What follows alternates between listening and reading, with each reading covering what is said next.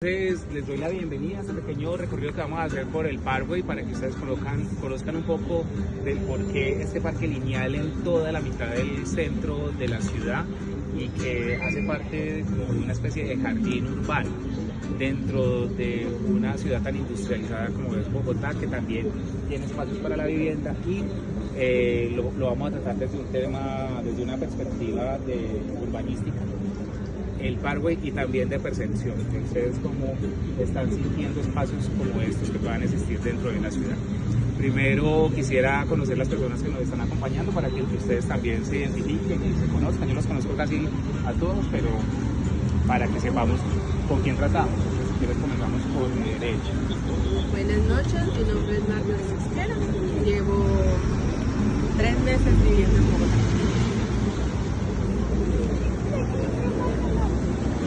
Hola, buenas noches. Mi nombre es Ángela Cabrera y hace 8 meses estoy viviendo acá en la ciudad de Bogotá.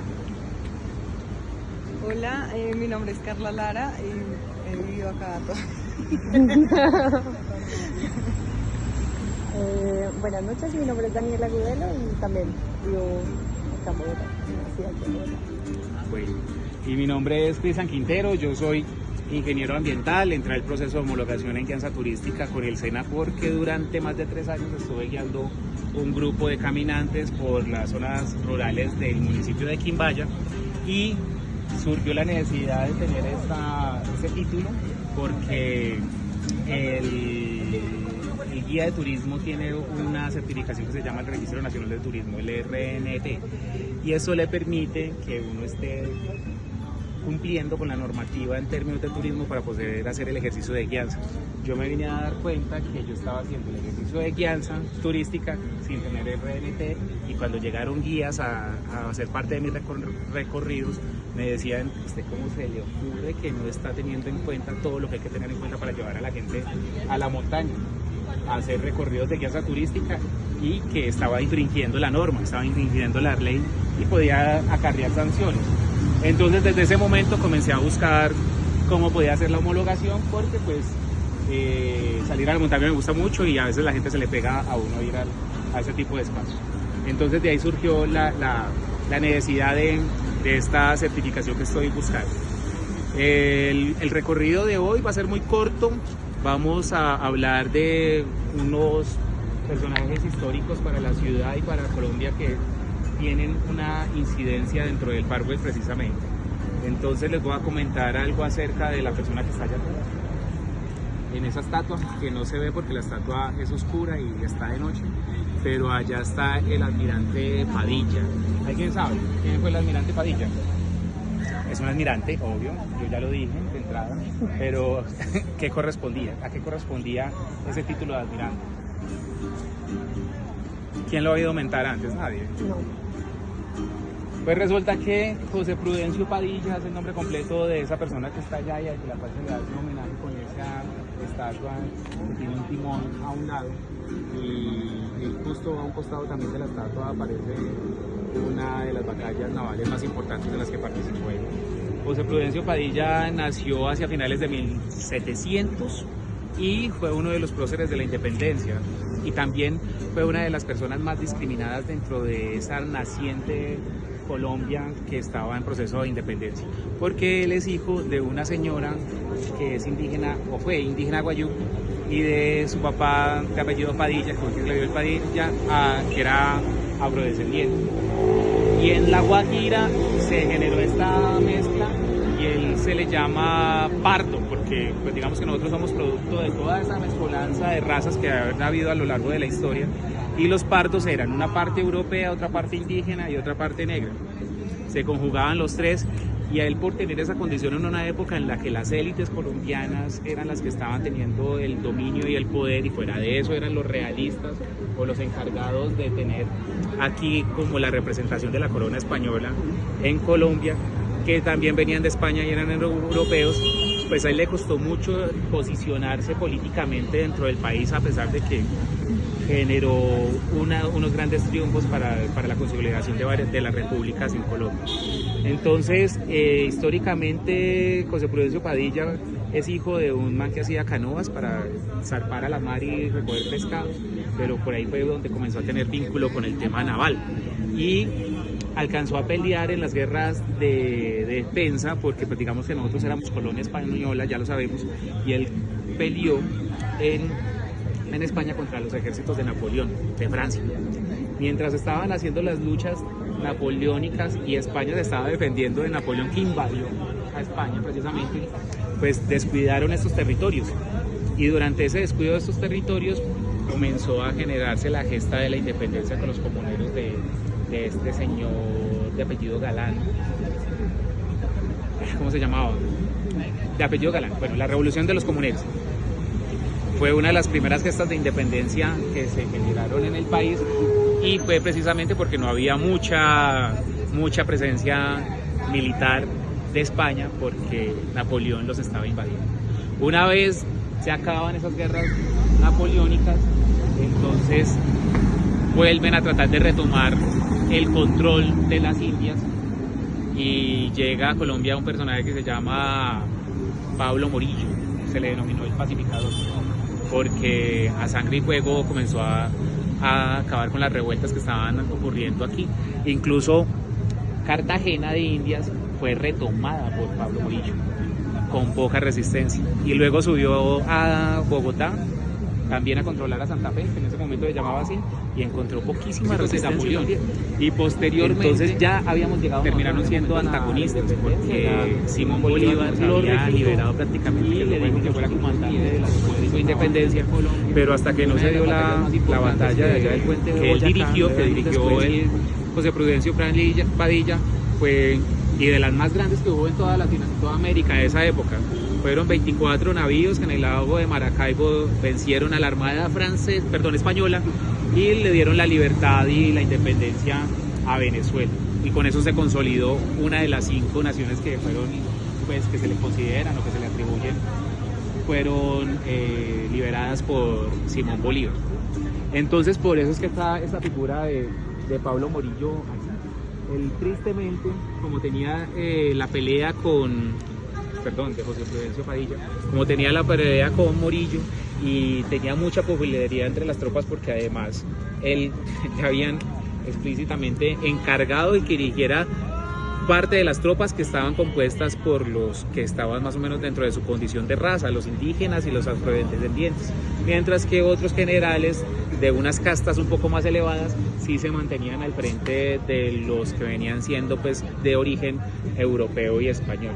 Entonces él logró una gran popularidad, se lanzó al Senado de la República, ganó, pero no tenía poder, porque lo discriminaban en términos de poder los otros compañeros. Es tanto que hacia 1900, uno de los únicos retratos que sobrevivía de él, lo blanquearon, porque él era de tez morena, lo blanquearon. Y eso da cuenta de cómo la historia de nosotros ha tenido como esa incidencia. En la charla que yo daba del Museo Nacional, hacia 1903, solamente había en el inventario de las 17.000 piezas que actualmente en la colección del Museo Nacional, solamente habían representaciones que hacían referencia a las comunidades indígenas y a las comunidades afrodescendientes, 3 piezas de alrededor de 17.000 que hay en la actualidad. Bueno, en ese momento pues podían ser menos, pero solamente habían 3 piezas, y de eso se dio cuenta el Museo Nacional. Y para resarcir esa memoria, para resarcir esas equivocaciones que históricamente representaban simplemente a la época, a la élite, pues por eso yo creo que encontramos una representación de José Prudencio Padilla en tono oscuro. Y para resarcir eso también el Museo Nacional ahorita cuenta con 3 curadurías, 3 exposiciones que están relacionadas, uno con el tema arqueológico, otro con el tema de la cultura a nivel de las etnias, porque allá vemos, pues, representaciones indígenas y simbolismos indígenas, y otro que tiene que ver con temas de arte. Entonces está la parte arqueológica, la segunda parte no sé cómo se llama, pero digamos que es como la parte sociocultural, y la otra que son, pues, los cuadros y las representaciones de arte. Con eso hacemos, pues, la introducción de un personaje muy importante para la nación, muy importante para la nación, y tanto es que en 1828 él, por los conflictos que estaba generando y por la rabia que generaba a las castas dominantes y a los blanquitos, lo mandaron a colgar, lo mandaron a fusilar. ¿Ustedes se acuerdan de la noche septembrina? O la terrible noche septembrina. La terrible noche septembrina, como yo la estoy expresando en este momento, No le dio guardar. fue... Ay, sí, mira, ahí sigo hablando. Qué inteligente. No, pero sí que hablando. Sí, sí. En la noche septembrina fue un atentado que le hicieron los realistas a Simón Bolívar. No, mentira, no le alcanzaron a atentar contra su vida porque llegó Manuelita Sáenz, que era muy dispuesta, muy dadivosa, y le dijo a Simón Bolívar: general, lo van a matar, y el man se alcanzó a volar por una ventana. Pero en retaliación de ese atentado cayó José Prudencio Padilla porque supuestamente era uno de los conspiradores. Eso fue en 1828, pero hacia 1832 el Congreso de la República le recuperó todos los títulos que él tenía, todos los títulos que él tenía como almirante, como general de las tropas de la Armada. Todos los títulos lo volvieron a colocar, y por eso es que la memoria de este señor hace parte de la escuela de cadetes de la Armada de la República, que se llama así, José Prudencio Padilla, para darle pues como su ubicación de lo que efectivamente terminó siendo para la nación. Entonces con eso cerró este punto, que es como la apertura para que hagamos el recorrido, y si quieren, entonces vamos a desplazarnos por aquí para que hagamos un pequeño circuito. Guay, camino del parque. Yo soy rebilingüe. Se nota. Y les quisiera preguntar a ustedes qué característica vieron en los edificios que hay al lado y lado del parque. Más o menos, ¿qué pueden ver ustedes que sea como algo que los identifique a los edificios, las casas que hay al lado y lado del parque? Pues yo diría que todos sufrieron modificaciones para convertirlos en viviendas por el tema de la estructura. Muy bien el tema de la vivienda. ¿Qué más piensa Carla alrededor de lo que hay alrededor del parque? No, estos son construcciones muy antiguas y son apartamentos muy grandes, muy antiguas, muy amplios. exacto, también. Son construcciones que arrancaron en el año 1940. Ángela, ¿qué más vio? No, pues la estructura es eso, diferente y antigua, no es como lo común como construyen ahora, ¿no? Exacto, Totalmente no es diferente. como se construye Y lo ahora. otro es que me ha parecido que es muy comercial también. Sí, terminó el volviéndose sector. muy comercial. No era el espíritu inicial, pero sí lo es. Daniela, ¿qué ve? Pues a hoy creo que se ha convertido en una oferta gastronómica cultural importante de este sector. Se ve todavía, a pesar pues, de la hora, mucho comercio, personas caminando, deportistas. Se ve muy agradable. Sí, hace parte de las transiciones que ha tenido la zona. Entonces, el origen de este parque, ¿por qué? O sea, ¿por qué un parque así? Yo la pregunta que le estaba haciendo es porque normalmente la idea que traíamos de la urbanización desde los españoles era en manera de cuadrícula. Era cartesiano. Una plaza central, calles y carreras. Y todo era en cuadrícula. ¿Por qué una estructura de esta manera? En una ciudad que tiene esa tendencia, porque pues vemos la Plaza de Bolívar y ahí ya comienzan a salir las calles y las carreras. Además, ustedes saben por qué se llama carrera, que si ustedes han salido del país, ustedes no encuentran ese nombre en ninguna otra parte del mundo. Son los colombianos los que les decimos carrera.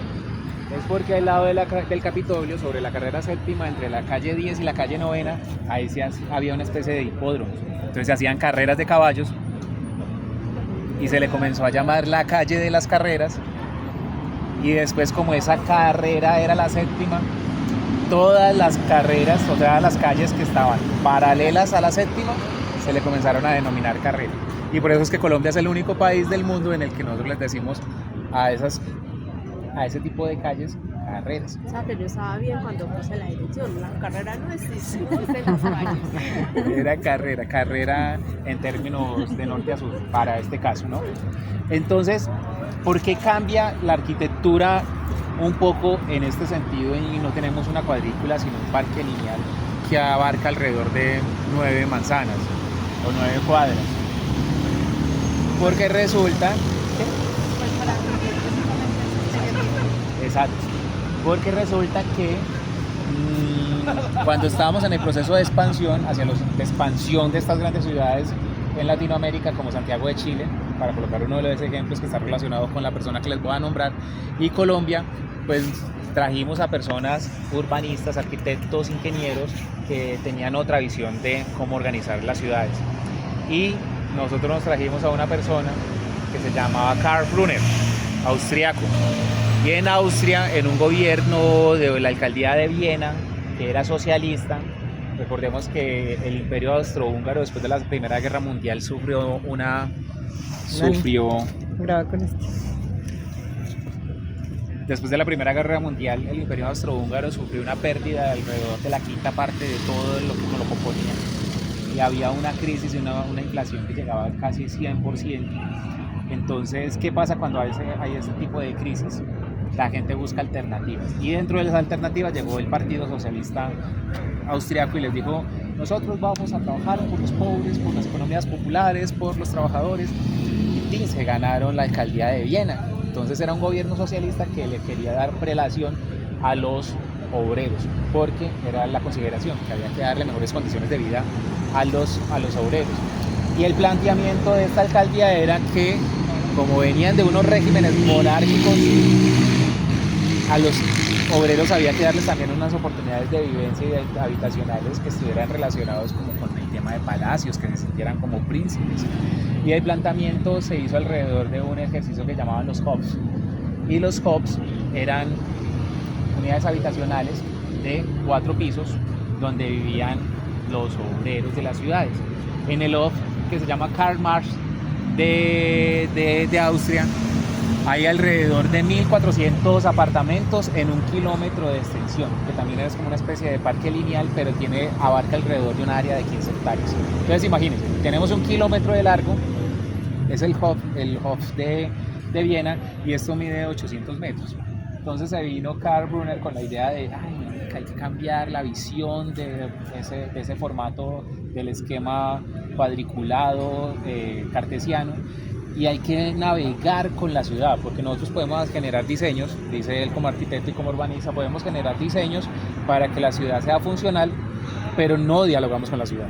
A veces pasamos por encima de los caños, por encima de las quebradas, y las dejamos por debajo de las estructuras de las ciudades, pero lo que se hizo, por ejemplo, con el río Arzobispo, él atraviesa de manera sinuosa la ciudad, y se rompe también ese esquema de cuadrícula. Y lo mismo, este es un diseño de Karl Brunner. Karl Brunner estuvo habitando Bogotá desde 1933 hasta 1948 y fue el primer secretario de urbanismo de la ciudad entre un periodo entre 1933 hasta 1938. Estuvo ejerciendo ese cargo, alternándolo con otras actividades, como ser profesor, el primer profesor de urbanismo que tuvo el país en la Universidad Nacional, y dictó las primeras cátedras de urbanismo. Incluso tiene una publicación que se llama Manual de Urbanismo, que son 2 tomos, en el que él da cuenta de esto, de cómo hacemos para que la gente pueda habitar estos espacios, porque el man decía, es que no es habitar adentro de estos apartamentos, sino es tener la posibilidad de habitar la ciudad para que uno genere más vínculo, para que uno genere como más agrado por el espacio en el que está habitando, y por eso es que uno se deprime de estar encerrado en un apartamento, porque no puede salir a estos espacios. Entonces, ¿no les parece que en parte sí es chévere uno andar por el Parkway y saber que esto inicialmente eran viviendas residenciales y que tenía un espacio justo al frente de su casa para habitar la ciudad con áreas verdes? El planteamiento que tenía Karl Brunner, y que también se planteó durante ese momento a nivel de las administraciones, es un tema que se llama The City Garden o The Beautiful Garden, que fue toda la época de la reconstrucción de la posguerra en Europa.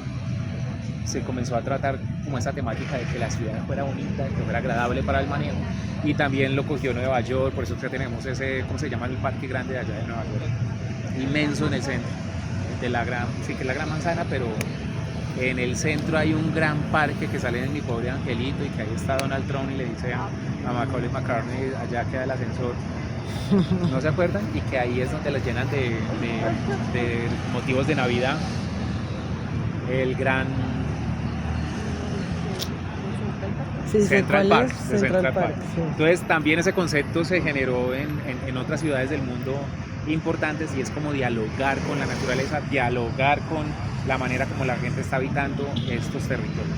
Entonces la importancia de Karl Brunner es que él dijo, estamos en una ciudad, le permitió con esas ideas, porque el man era un loquito para la época, decía como que marica, pues nosotros qué necesidad tenemos de un hijo de puta parque, hay que darle a la gente donde vivir y tenerlo cerquita de las plazas de mercado y cerquita de pronto de las fábricas, pero para que salgan es que a trotar, a llevar el perro, que tengan relacionamiento con las plantas, que se pongan a hacer sembrados. ¿Para qué? Si estamos en una ciudad que está en proceso de industrialización.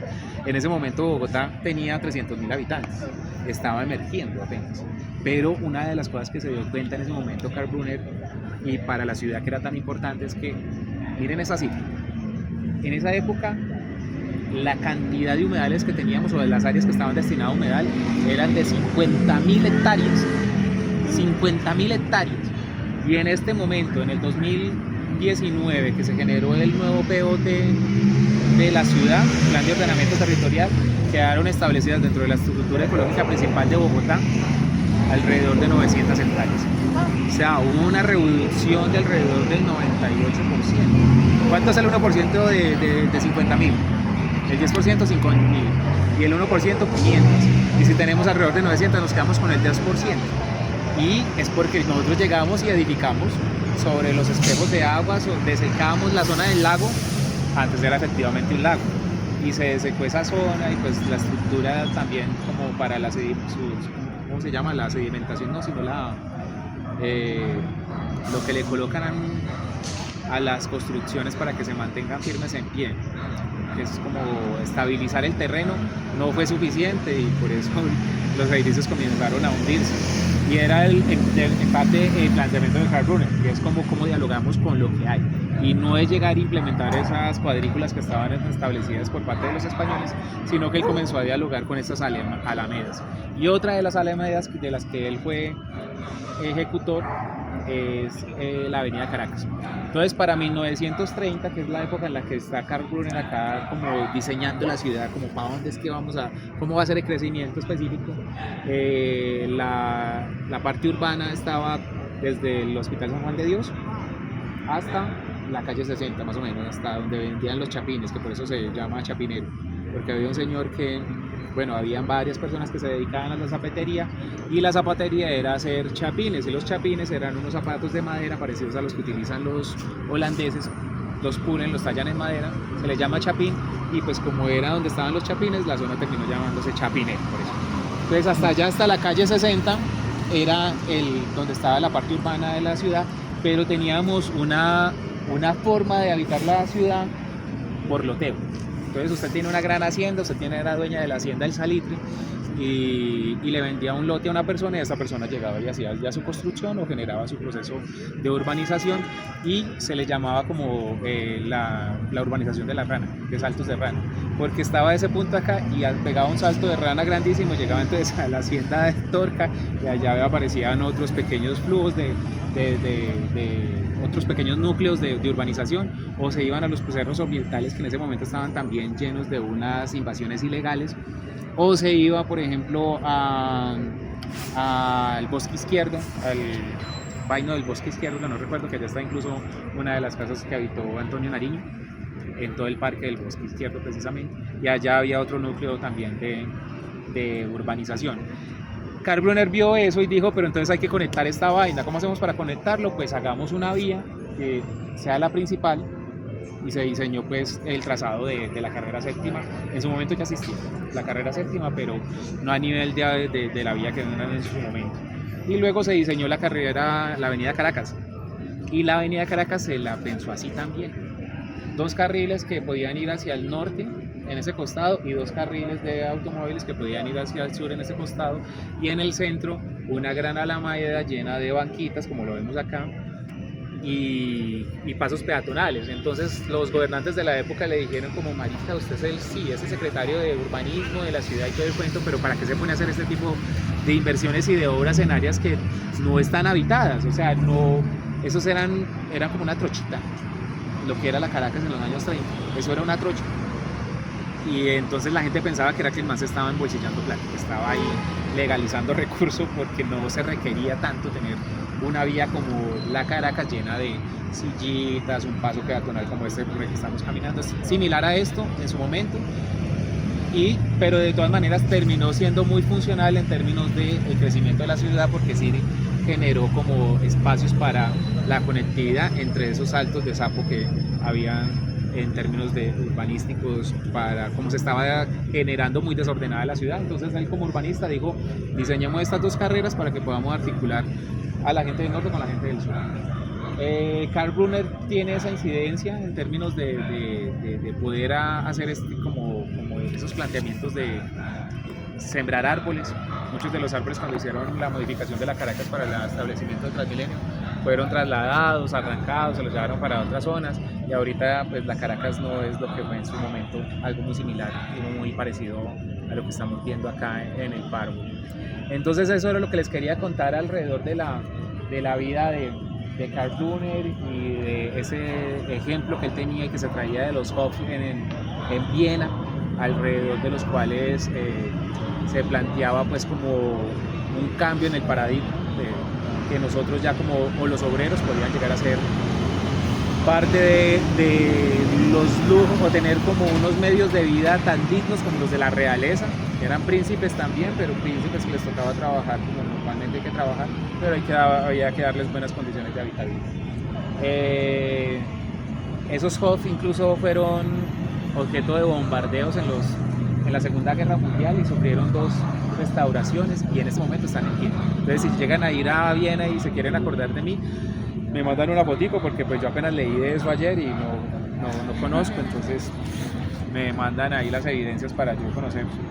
Y además ahí hay unos museos establecidos en este momento. Y es lo que se relaciona más o menos con estos espacios, que como les digo, Bogotá desde los años 40 tiene este espacio, era netamente habitacional. Ahora tenemos las franquicias de todos los restaurantes importantes de la ciudad aquí ubicados, y tenemos un centro de confluencia cultural bien interesante, porque cerca de acá quedan varias librerías, quedan varios teatros, está que es la Casa Borrero. A se le denominó durante mucho tiempo la Casa del $1.000.000, porque decían que la casa, como era tan lujosa, en esa época valía alrededor de $1.000.000, y todo este espacio era una sola casa de un multimillonario. Efectivamente era un señor que trabajaba con inmobiliarias, con finca raíz, y como este sí un sitio de interés cultural y patrimonial, pues también nos vamos a encontrar varios puntos como con infografías alrededor de la historia del barrio, y entre esos cuentan lo que es la Casa Ensamble, que es lo que yo les digo, la casa del $1.000.000. Es muy lujoso por dentro, ahí celebré el grado de la especialización. Hay una escalera que baja del segundo piso al primer piso en forma de caracol, muy bella, muy lujosa, chévere para las obras, para las fotos, y justo ahí queda una de las salas al aire libre, en las que puede uno consumir licor, consumir alimentos, la oferta gastronómica del sitio, y ver obras en vivo mientras usted está compartiendo y compartiendo con las personas que lo acompañan, adicional a otras salas que tienen específicas para cada una de estas obras, que es la oferta cultural que tiene la Casa Borrero. Alguna intervención que ustedes quieran hacer, me pueden hacer una retroalimentación. Yo quería que esto de pronto fuera un diálogo, esperaba que viniera Luisa para que me contradijera con el tema de Karl Brunner, además porque ella estuvo hace poco asistiendo a un evento donde se habló de otro de los grandes urbanistas de la ciudad, y que entró en contradicción un poco con Karl Brunner, porque mientras Brunner hablaba del tema de naturaleza, Le Corbusier hablaba del tema más de un urbanismo con ladrillo netamente. Entonces Le Corbusier vino después, y fueron más aceptadas las ideas de Le Corbusier por el gremio de arquitectos de la ciudad, que las mismas ideas de Le Corbusier, porque decían como que no, esto está ya chapado a la antigua, no, entonces que nos vamos a poner a tener aquí los jardines de las Tullerías de Francia, o pensar en hacer usted que estuvo en Francia, ¿cómo es que llama eso? Por donde la Alameda Grande, para llegar hasta París, hasta la Torre Eiffel, ¿cómo es que se llama? ¿Por el río Sena? Sí, ¿Por dónde está? parecido, pero que es como una gran vía para llegar hasta la Torre Eiffel. ¿Los jardines de qué? ¿De Marsella? No me acuerdo. Algo así, que ya como que eso estaba chapado para la antigua, porque pues nosotros éramos un país emergente, necesitábamos surgir como país económicamente, porque nos vamos a poner a pensar en la apreciación de la estética, del paisaje, de la naturaleza, no era tan necesario. Era más importante de pronto el diseño arquitectónico que esas integraciones que tenía Karl Brunner, y eso en contraposición a Le Corbusier. Ahora sí los dejo hablar porque se me alargó un poquitico lo que les estaba diciendo. Bueno, las apreciaciones, y quieren cada uno haga una apreciación del recorrido. No, pues muy interesante conocer pues por qué se llama así, conocer las modificaciones, saber que tuvo influencia, como siempre, el exterior, pero bueno, les quedó bonito, es chévere, es muy de ambiente el parque.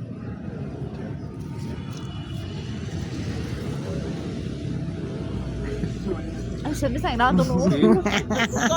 Corten. Angie no. Dani, algo por decir. Muy interesante la historia. Muchas veces no nos ponemos a reparar más allá de solamente la oferta que ahorita nos ofrece. Entonces, saber la primicia estuvo muy interesante. Yo sirvo de trípode.